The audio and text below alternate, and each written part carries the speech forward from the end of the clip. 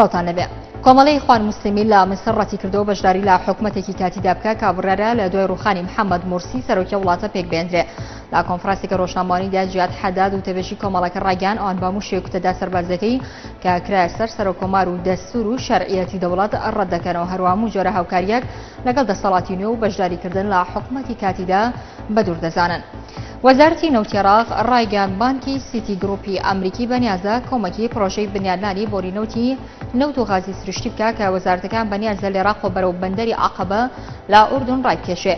پێگەی بولمەرگ بۆ هەواڵی ئابووری لە زاری نازە خەڵەف جێگیری بەڕێوەبەری گشتی کۆمپانیای پرۆژە نەوتەکان ڕاگەیاند حکوومەتی عێراق کاری پێشوەختە دەکا بۆ ئامادەکردنی ئەو کۆمپانیا بیانیانەی کە بۆ جێبەجێکردنی ڕاکێشانی ئەو بۆریە گونجاون کە بڕیارە بگاتە سەر بەندەری عەقەبە لەسەر دەریای سوور لە ئوردون و ئامانجلێەوەی هەناردەکردنی نەوت و غازی کێڵگەکانی عێراقا.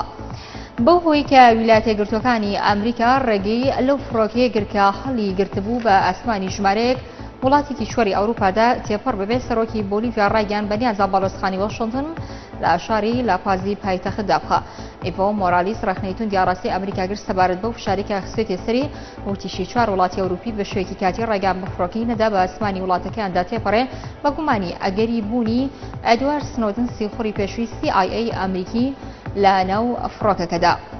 لە ماوەی 3 ڕۆژی ڕابردوودا کۆماری ئیسلامی ئێران 38 کەسی بە تۆمەتی جیاجا لە سێدارەدا و کە ژمارێک لەوانە کوردن و لە زیندانی ناوەندی ورمێ لە سێدارە دراون. ئاژانسی فراتی نزیک لە زاری عەلی تەوەکلی بەرپرسی گشتی دادگای پارێزگای کرمان پاکەکە بڵاوی کردەوە دوێنێ بەیانی لە زیندانی ناوەندی ورمێ 5 گەنجی کوردان بە تۆمەتی بەکارهێنانی مادە هۆشبەرەکان لە سێدارەدا کە دوانیان بران بە ناوەکانی جاندار میرزایی، مەحراب میرزایی و دواتریش تەرمەکانیان ڕادستی بنەماڵەکانیان کراوەتەوە. بەڕێوەبەراتی کشتتوکاڵی گەرمیان ڕایەگەنێت لەم ساڵدا زیاتر لە 2500 تان گەنم لە جوتیارانی سنووری گەرمیان وەرگرتوێتەوە.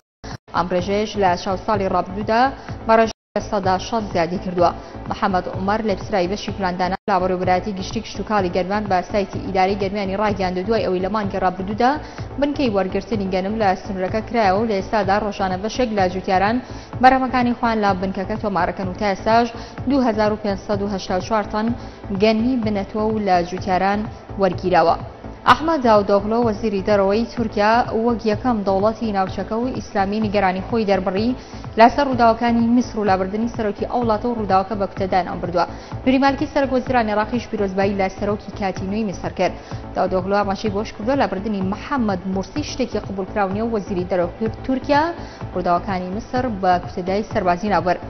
لا لەدوانێکدا بۆ ڕۆژنامەنووسان وەزیری دەرەوەی تورکیا جەختی کردووە نابێت کەسێک لە پۆستەکەی دوور بخرێتەوە کە بە هەڵبژاردن و ئیرادەی گەلەکەی هاتووە. کورتێک لەواڵەکانتان پێشکەش کرا. شاد بن.